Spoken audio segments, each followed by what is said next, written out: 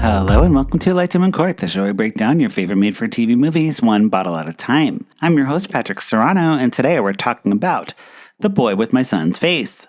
The Boy with My Son's Face stars Natalia Ricci, Luke Camarelli, and Siobhan Williams.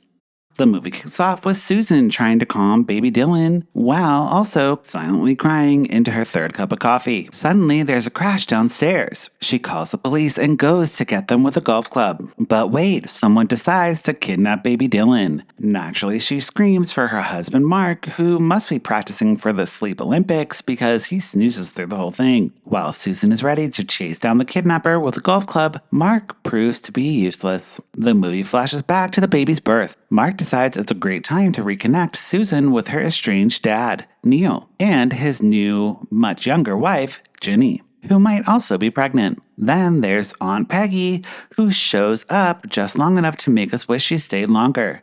Seriously, Susan is drowning in postpartum depression. Back to the kidnapping night, guess what? Baby Dylan wasn't even missing.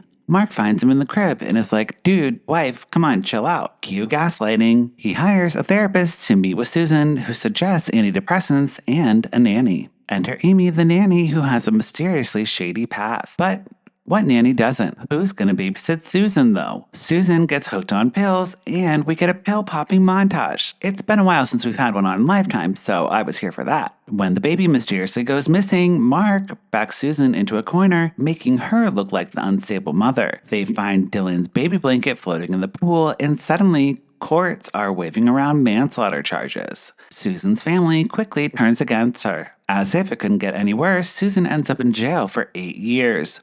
Mark pretends to be her number one supporter, but we all know he's the villain in this Lifetime movie. 4 years later, the movie flash forwards to Susan trying to piece her life back together. She's out on probation, living in a women's shelter. While working at a dive bar, Susan befriends Cassie, a badass hacker who has a knack for throwing punches and great comebacks. Together, they bond over the surrealness of the situation, and I was here for Cassie. Love her. Things heat up when Susan gets a picture of Dylan. Cassie, showing some serious detective skills, starts digging into Susan's past and helps unveil a vast conspiracy involving Mark, the nanny, and the therapist. The plot thickens as Susan learns that Amy, the nanny, is actually Mark's sister. Susan confronts Amy at her shop, and this doesn't go as planned, as Susan is arrested for assault and battery. Apparently, roughing someone up is a legal no-no, even if you're just trying to find your son. Just when you think things couldn't get any wilder, Susan escapes. Yes, escapes from jail.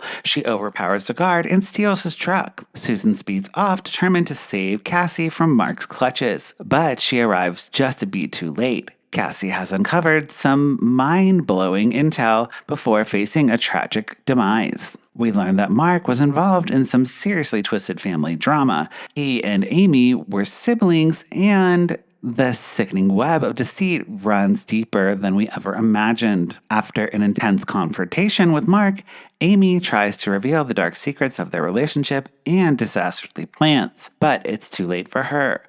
Mark capitalizes on the chaos and frames Susan for Amy's murder. Susan discovers that Mark is fleeing with Dylan, her son, whom she's never given up hope on finding. It's an attempted family reunion turned hostage situation as Mark is about to get away with the crime. The police finally corner Susan and think she's the suspect, but Aunt Peggy swoops in like a guardian angel just in time to expose Mark's crimes. She pulls Dylan out of the trunk of Mark's car as if this is an everyday occurrence.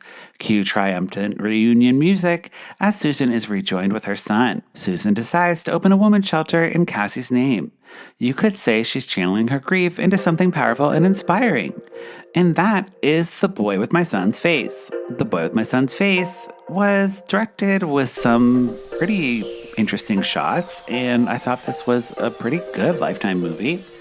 I love the character of Cassie, but let me know what you think about the movie in the comment section below and follow the show at Lifetime Uncorked. You can also follow me at Patrick McGowan. Lifetime Uncorked is a podcast with hundreds of episodes recapping Lifetime movies. Listen wherever you get your podcasts and visit lifetimeuncorked.com for full reviews. If you feel like it, please leave me a tip on Ko-fi, buy me a glass of wine, and I'll keep watching Lifetime.